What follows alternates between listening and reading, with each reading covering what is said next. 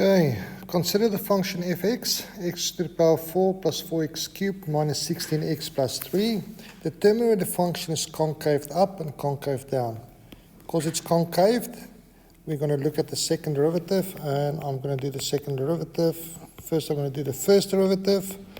That will be 4x cubed plus 12x squared minus 16x. Second derivative of fx equals 12x squared plus 24x. Now to find where the function concaves up, I'm going to say concave up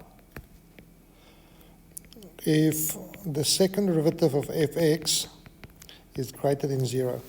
So that means when it's positive. Okay, now that means 12x squared plus 24x must be greater than 0. I'm going to divide everything with 12. That gives us x squared plus 2x must be greater than 0. And I'm going to take out x as a common factor. So x, I'm left with x plus 2 must be greater than 0. Now I've got a product, and this is where I think the problem came in.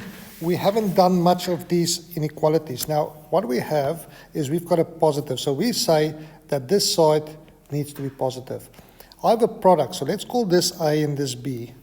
What I do say then is, for A times B to be positive, it means that A must be positive, A must be positive and B must be positive.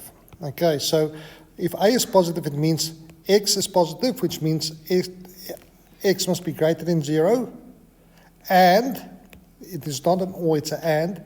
If X is positive, then B also have to be positive, because A times B must be positive. So it means X plus 2 must also be greater than 0.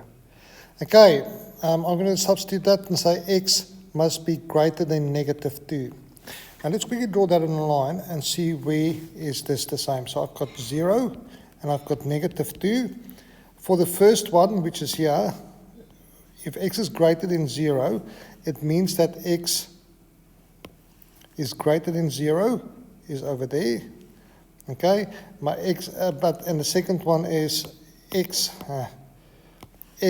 must be greater than negative 2. So if X is greater than negative 2, it's from there onwards. So which case in this one covers both of them, and we can see that this is there. X is greater than negative 2, which is a lie. It's that one. X is greater than 0 is that one. So the place where both of those conditions are on is in this area. It's in this area. Let's change that. It's in this area. So for this answer to be true on this side, X must be greater than 0. Okay.